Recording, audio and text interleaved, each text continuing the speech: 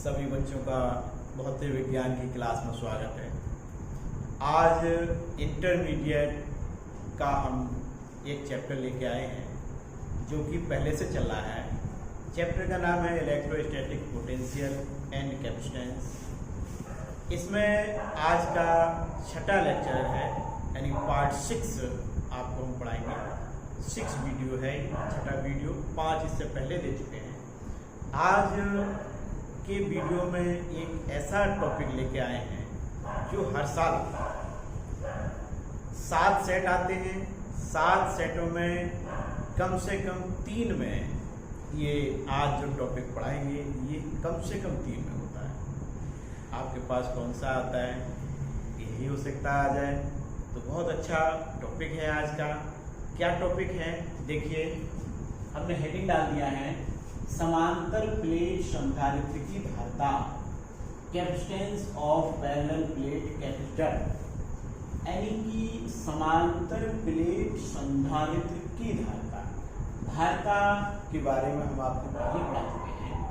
अब इसमें आए समांतर प्लेट संधारित्र। सबसे पहले इसको समझते हैं कि संधारित्र क्या होता है। जैसे कोई चालक है, हमने पहले पढ़ाया था।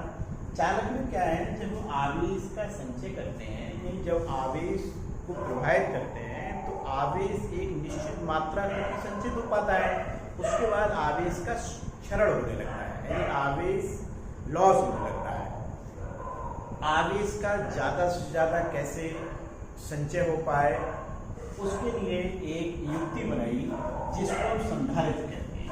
यानी संधारित्र एक ऐसा समायोजन है या ऐसी युक्ति है जिसमें आवेश का संचय किया जा सकता है, यानी आवेश को संचित किया जाता है, ऐसा नहीं। यानी संधारित्र ऐसी युक्ति जिसमें आवेश का संचय किया जाता है, संधारित्र कहते हैं। अब देखो यहाँ पर हमने क्या लिखा है, समांतर प्लेट संधारित्र, यानी कि ऐसा संधारित्र है जिसकी प्लेटें कैसी है, समांतर। देखिए हमने चित्र बना दिया है, ये 2 प्लेटें हैं, समांतर हैं। दोनों प्लेटों के हमने कुछ नाम दे दिए हैं। इस प्लेट का नाम है x, इसका नाम है y। 2 प्लेटें x और y हैं, इनके बीच की दूरी स्मॉल डी, प्लेटों के बीच की दूरी स्मॉल डी। देखिए पहली प्लेट को हमने प्लस q आवेश दिया, प्रेरण द्वारा दूसरी प्लेट पर माइनस q आवेश उत्पन्न हो जाता है। दूसरी प्लेट को पृथ्वी से जोड़ा गया है और देखिए ये इसमें वैद्युत क्षेत्र एक समान होता है। ये वैद्युत बल रेखाएं हैं जो हम खींच रहे हैं, इनको कहते हैं वैद्युत बल रेखाएं। इसको और अच्छा और बनाना चाहो तो हम देखिए ऐसे भी बना सकते हैं। बीच की दूरी नीचे लिख देंगे तो आपको सही समझ में आएगा। ये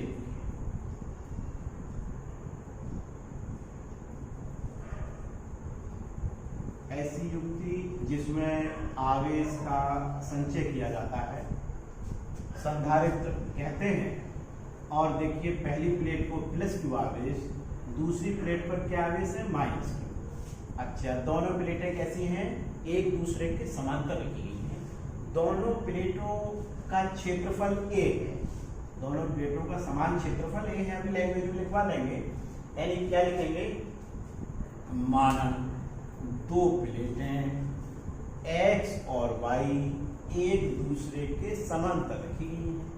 लिख देते हैं लैंग्वेज, या लैंग्वेज लिख दें जिससे आपको लिखने में कोई आसानी रहे, आराम से लिख लो। यानी माना 2 प्लेटें x व y एक दूसरे के समांतर, यही लिख देते हैं, के समांतर रखी गई है। चित्र देख के लैंग्वेज लिखना है, एक दूसरे समांतर रखी गई है, जिनके बीच की दूरी, जिनके यहां से लिखते हैं जिनके बीच की दूरी कितनी है, स्मॉल डी, जिनके बीच की दूरी स्मॉल डी है। देखिए बीच की दूरी स्मॉल डी है, याद रखिए हमने नीचे स्मॉल डी है। आगे देखिए क्या है, दोनों प्लेटों का क्षेत्रफल कितना बताया था अभी, ए, दोनों प्लेटों का क्षेत्रफल ए, दोनों प्लेटों का क्षेत्रफल ए। अच्छा, अब जो दोनों प्लेटें हैं इनके बीच हमने मान लिया है कोई माध्यम रखा गया है, यानी कोई माध्यम, कोई कुचालक पदार्थ रखा गया है।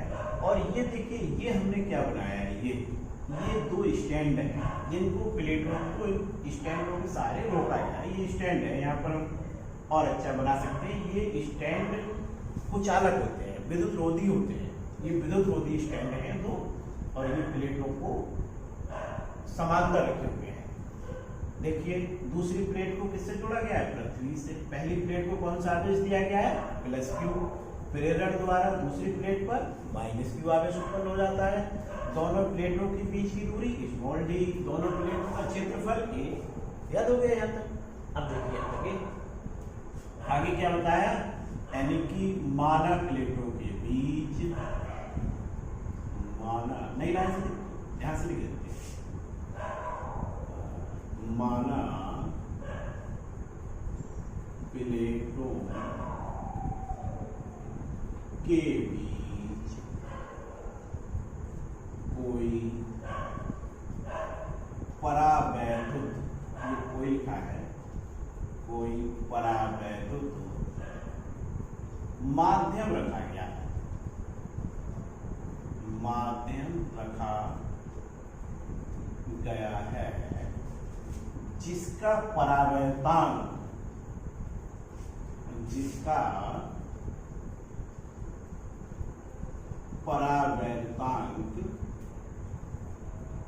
के। देखिए ये जो भी चित्र होते हैं उसके बारे में लैंग्वेज लिखना बहुत आवश्यक होती है। और क्या करते हैं, चित्र को देखा, लैंग्वेज लिख दी, इसको हम देखते जा रहे हैं, देखो लिख दिया है। दोनों प्लेटों के बीच कोई परावैद्युत माध्यम बना हुआ है, बीच की दूरी d है। देखिए दोनों प्लेटें x और y हैं, एक दूसरे के समांतर रखी गई हैं। पहली प्लेट को +q आवेश, दूसरी प्लेट पर -q आवेश प्रेरण द्वारा उत्पन्न हो जाता है। हो गई लैंग्वेज। अब देखिए इसके बाद आगे क्या लिखते हैं, देखिए हमने आवेश पृष्ठ घनत्व इससे पहले पढ़ाया था, यानी प्लेटों का आवेश पृष्ठ घनत्व सिग्मा है। देखिए लिख देते हैं, यह आवेश पृष्ठ घनत्व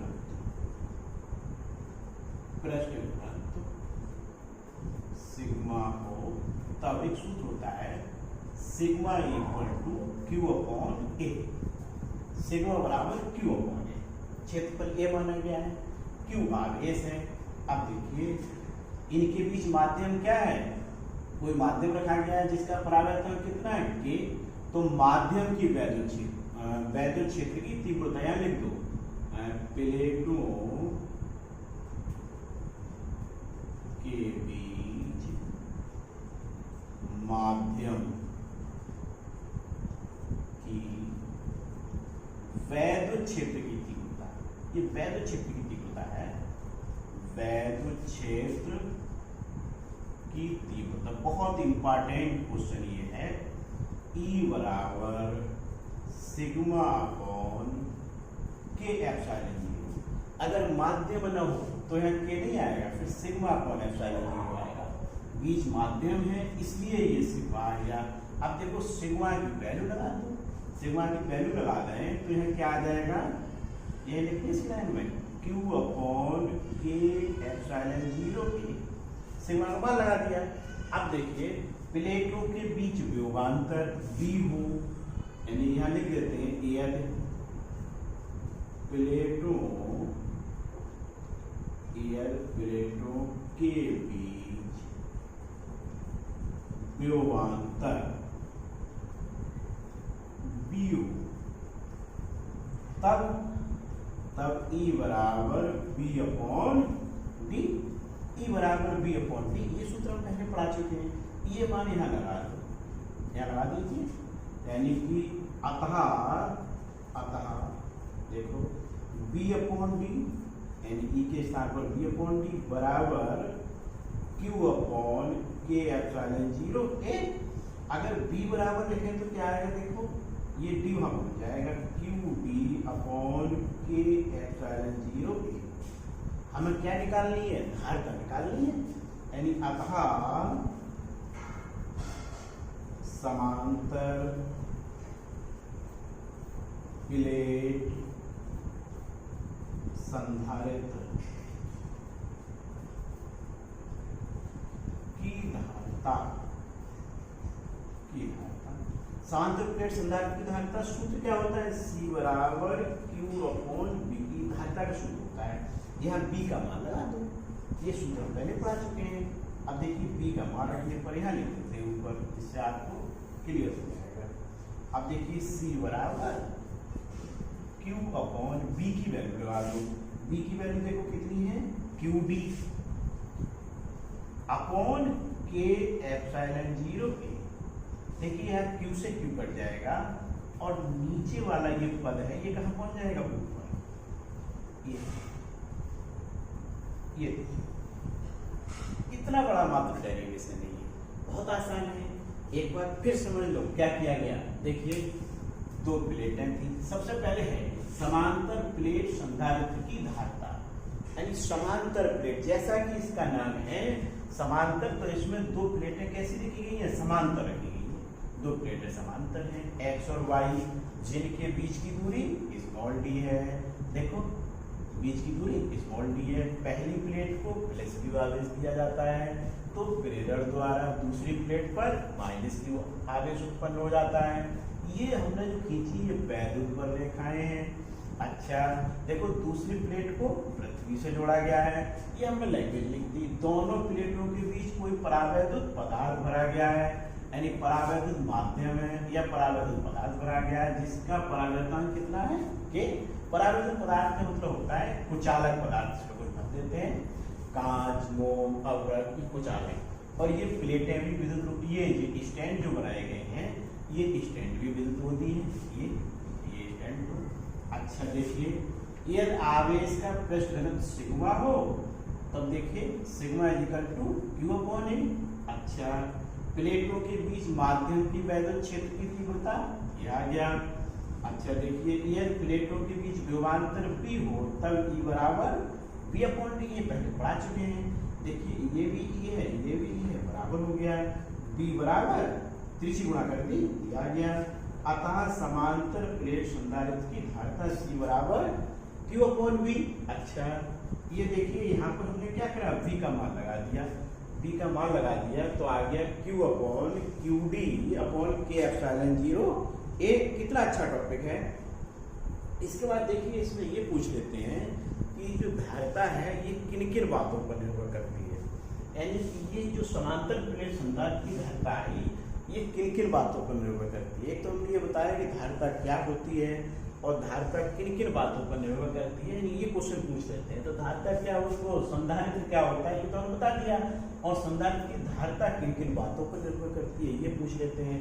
तो देखिए इस सूत्र के आधार पर संधारित्र की धारिता यहाँ पर हम लिख देते हैं। देखिए फर्स्ट, सेकेंड और थर्ड, इस सूत्र में ही छिपा हुआ है किन किन बातों पर निर्भर करती है। देखो सबसे पहले C अनुक्रमानुपाती क्या आएगा, के। फिर देखिए जी एप्सिलॉन 0 तो कांस्टेंट होता है, C अनुक्रमानुपाती A। फिर देखिए C ये व्युत्क्रमानुपाती बर्नौली डी। इसका मतलब क्या निकला कि C क्या है, संधारित्र की धारिता, के क्या है, माध्यम का परावर्तन, यानी समांतर प्लेट संधारित्र की धारिता प्लेटों के बीच रखे माध्यम पर निर्भर करती है। अच्छा दूसरा क्या है, C अनुक्रमानुपाती A, यानी प्लेटों के क्षेत्रफल पर निर्भर करती है। ये जो प्लेटें हैं इनका क्षेत्रफल यदि हम बढ़ा दें तो धारिता बढ़ जाएगी। माध्यम देखो रखते हैं तो धारिता बढ़ जाएगी। अच्छा ये देखिए डी के ये व्युत्क्रमानुपात है, इससे क्या निष्कर्ष निकला, यदि हम डी का मान बढ़ाएंगे, डी का मान बढ़ाएंगे तो धारिता का मान घटेगा, क्योंकि व्युत्क्रमानुपात में है। अगर डी का मान बढ़ाएंगे इसका मतलब क्या होगा, प्लेटों को दूर दूर करें, प्लेटों को दूर ले जाए, डी का मान हम बढ़ा दें तो धारिता घटेगी, और अगर प्लेटों को पास पास ले आए तो धारिता बढ़ेगी, यानी डी का मान कम होगा तो धारिता का मान बढ़ेगा। ये आ गया, यानी धारिता किन किन बातों पर निर्भर करती है ये हमने आपको बता दिया। बहुत अच्छा टॉपिक ये था। क्या है, समांतर प्लेट संधारित्र की धारिता। यहाँ से ये देखिए ये लिखा है आवेश का लिख दो, यानी प्रत्येक प्लेट जो प्लेट है प्रत्येक प्लेट का आवेश का पृष्ठ घनत्व तो सिग्मा हो तब ये, और ये यहाँ तक आप उतार लेंगे। ये क्या लिखेंगे, ये तब जब पूछा जाए, यह हमसे ये पूछा जाए तब ये बताएंगे, इसके बाद इसकी कोई आवश्यकता नहीं है। यदि पूछा जाए तब, न पूछा जाए तो ऊपर। अच्छा कभी कभी इससे आगे भी पूछ लेते हैं, आगे क्या पूछ लेते हैं, जैसे निर्वात या वायु, अभी हमने प्लेटों के बीच कोई माध्यम रख दिया, ये प्लेटों के बीच लिख देते हैं निर्वात, ये आप पढ़ते आ रहे हैं, निर्वात या वायु के लिए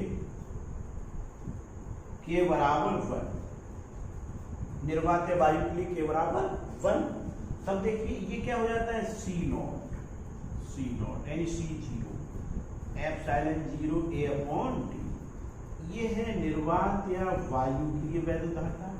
अच्छा इसका मात्रक अगर लिखना चाहो तो मात्रक भी लिख सकते हो, मात्रक क्या होता है फैराड, यहाँ लिख देते हैं फैराड, मात्रक लिखना चाहो मात्रक। ये टॉपिक कंप्लीट हो गया।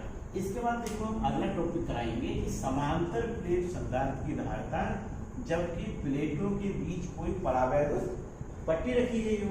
अब देखो इसको हम रफ कर लेते हैं, आप लोग इसको नोट कर लेंगे और इसको आज ही तैयार भी करेंगे, क्योंकि ये परीक्षा में आने वाला क्वेश्चन है, हर साल आता है। बहुत अच्छा टॉपिक है। अब हम अगला टॉपिक इसके बाद शुरू करते हैं।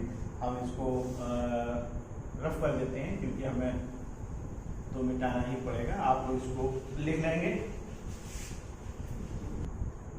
देखिए अब हमने उससे अगला टॉपिक आपको दिया है, क्या है, देखिए वही है जो अभी पढ़ाया था समांतर प्लेट संधारित्र की धारिता, उसी में ये टॉपिक जुड़ा हुआ है। ये अलग से पूछा जाता है, वो अलग पूछा जाता है, इन दो में से एक ज्यादातर आता है। इसमें क्या अंतर है, देखो हेडिंग वही पढ़ा, समांतर प्लेट संधारित्र की धारिता। अब यहाँ से हमने चेंज कर दिया, जब उसकी प्लेटों के बीच आंशिक रूप से परावैद्युत पदार्थ रखा हो। अभी तक क्या था, यानी पूरी प्लेट के बीच कुछ परावैद्युत पदार्थ आपने रखा था, जैसे कांच यानी कुचालक पदार्थ पूरी प्लेट के बीच भरा था। अब क्या कर दिया, देखो जब उसकी प्लेटों के बीच आंशिक रूप से परावैद्युत पदार्थ भरा हो, यानी अब इनके बीच आंशिक रूप से, देखिए दो प्लेट है एक्स और वाई, चित्र वही बना हुआ है, हमने कुछ नहीं किया है। इधर देखिए पृथ्वी से पहले जुड़ा गया था। अब यहाँ पर हमने क्या किया, ये यहाँ पर देखो ध्यान से, ये हमने टी मोटाई की कोई कांच की पट्टी रख दी, ये टी मोटाई की कांच की पट्टी हमने रख दी। ये देखो यहाँ से सही कर लेंगे, ये इसकी मोटाई है टी, ये टी मोटाई की कांच की हमने कोई पट्टी रखी और बीच की दूरी पूरी तो डी है, पूरी बीच की दूरी पहले भी डी थी अब भी डी है। अच्छा यहाँ पर हम स्मॉल टी लिख देते हैं, ठीक है, ये स्मॉल टी है।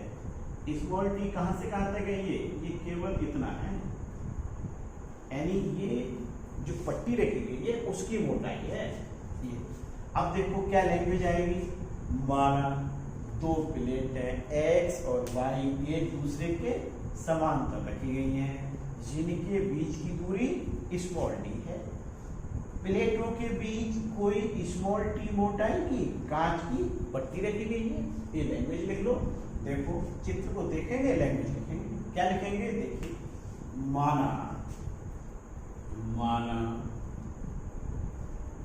दो प्लेटें नाम दे दो इनके, दो प्लेट हैं एक्स व वाई, एक दूसरे के समांतर रखी गई है, एक दूसरे के समांतर रखी गई है। अच्छा देखो, जिनके बीच की दूरी ऐसे लिख देते हैं, जिनके बीच की दूरी कितनी है, स्मॉल डी, स्मॉल डी है। अच्छा, प्लेटों के बीच, चित्र देख के लिख रहे हैं, प्लेटों के बीच स्मॉल टी मोटाई की, स्मॉल टी मोटाई की कांच की पट्टी, कांच की पट्टी है, हमने लिखा है ये कांच, कांच की पट्टी रखी गई है, रखी गई, स्मॉल टी मोटाई की कांच की पट्टी रखी गई है। अच्छा, अब सूत्र एक आपने पढ़ा था वैद्युत क्षेत्र की तीव्रता का, अभी अभी आपने पढ़ा था, देखो यहां से लिख देते हैं, तब पट्टी में वैद्युत क्षेत्र की तीव्रता, अभी अभी पढ़ा था, ये क्या पढ़ा था सूत्र, E बराबर सिग्मा अपॉन ए, डायरेक्ट देते हैं हम, डायरेक्ट देते हैं के एप्सिलॉन 0 ए, ये आपने अभी पढ़ा था। अच्छा, ये हमने सिग्मा की वैल्यू लगा दी क्यू अपॉन ए, पहले आपने लिखा था सिग्मा अपॉन के एप्सिलॉन 0, हमने लिख दिया क्यू अपॉन के एप्सिलॉन 0। अच्छा, ये किसमें है, पट्टी में, और ये के कहां से आ गया, ये जो टी मोटाई की पट्टी लिखी गई है उसका परावर्तन है, यानी माध्यम का परावर्तन कहते हैं। अब देखिए वायु में तथा वायु में, यानी ये तो ये पट्टी में, इसके बाद देखिए इधर इधर ये क्या है, खाली स्थान, इसमें वायु है, वायु में वैद्युत क्षेत्र की तीव्रता, वैद्युत क्षेत्र की तीव्रता, वायु वैद्युत क्षेत्र की तीव्रता, वायु की देखो अभी आपने क्या किया था, E0 कर देते हैं, C0 किया था, और K की वैल्यू क्या हो जाती है 1, यानी एप्सिलॉन 0 ए, एप्सिलॉन 0 ए। अच्छा जी, मार्कर काम नहीं कर रहा है, ये आ गया, K की वैल्यू आ गई। अब देखो यहाँ से जो वायु है, वायु की दूरी कितनी होगी, जैसे ये पूरी टी है, वायु में दूरी कितनी होगी, टी माइनस टी, वायु में दूरी कितनी होगी, डी माइनस टी। इसको लैंग्वेज में यहाँ भी लिख सकते हैं और यहाँ पर भी लिख सकते हैं, यहाँ लिख देते हैं। देखिए सूत्र आपने पढ़ा था एक, E बराबर B अपॉन डी, और B बराबर क्या हो जाता है, B बराबर ED। इसके आधार पर हम सूत्र लिखेंगे, इसके आधार पर लिखेंगे, चूंकि वायु प्लेटों के बीच, ये चूंकि प्लेटों के बीच वायु में दूरी कितनी है, D minus T, D minus T है, अतः यदि लिख दो, यदि व्योमांतर, यदि व्योमांतर B हो, यानी प्लेटों के बीच व्योमांतर B हो, तब B बराबर, देखो B बराबर ED के आधार पर लिखिए E0, E0, E0 का मतलब वायु में, वायु में दूरी कितनी है, D minus T plus ET, T किसका मतलब है, यानी जो पट्टी है, पट्टी में वैद्युत क्षेत्र की तीव्रता और टी। अच्छा देखिए E0 कितना है, Q अपॉन एप्सिलॉन 0 है, D minus T plus ET। अच्छा अब देखिए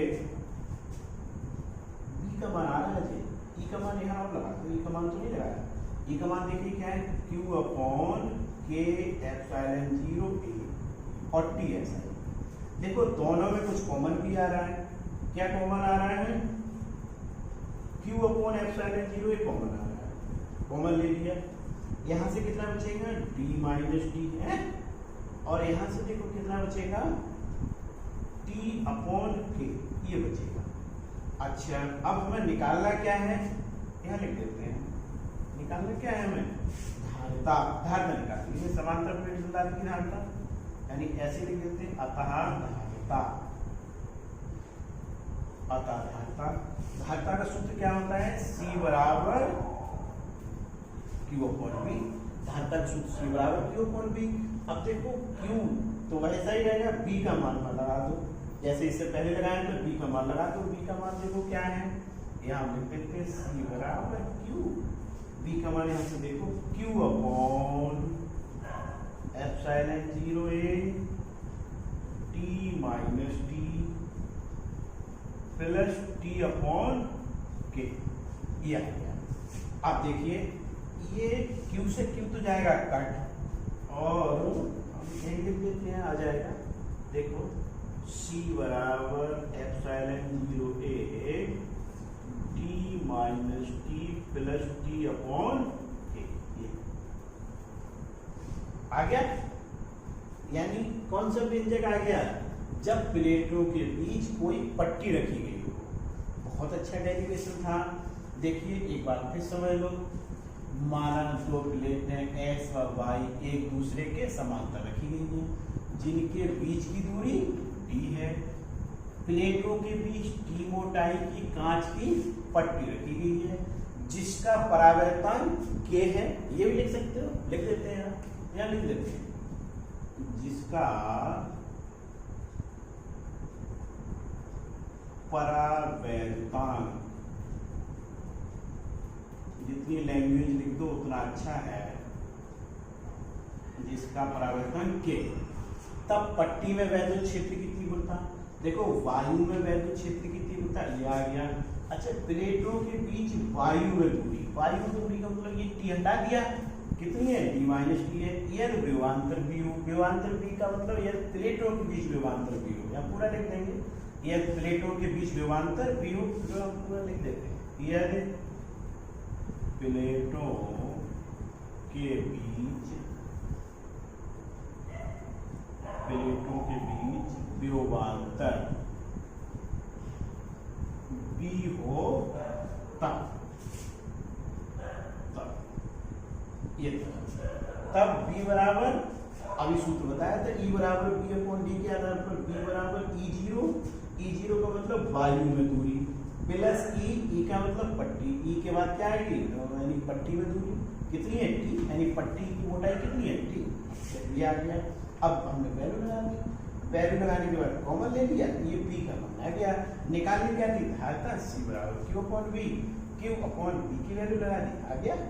यानी सी बराबर epsilon 0 A upon T minus T plus T upon K. बहुत इंपॉर्टेंट सूत्र है। यानी हमने आज 2 डेरिवेशन कराए हैं, आज तो इसको नोट कर लेंगे, बहुत इंपॉर्टेंट, और तैयार भी करेंगे। आज हमने 2 डेरिवेशन कराए हैं, इससे ज़्यादा कराएंगे तो वीडियो फिर बहुत बड़ा हो जाएगा। आज छठा हमारा लेक्चर है। आज के बाद हम कल जो टॉपिक लेके आ रहे हैं वो और भी अच्छा है। यानी ये चैप्टर की थ्योरी लगभग अब समाप्त होने वाली है। आप इसको तैयार करेंगे, इन 2 में से एक क्वेश्चन ज़्यादातर पेपर में आता है, इन दोनों को ठीक से तैयार कर लेंगे। Okay, thank you.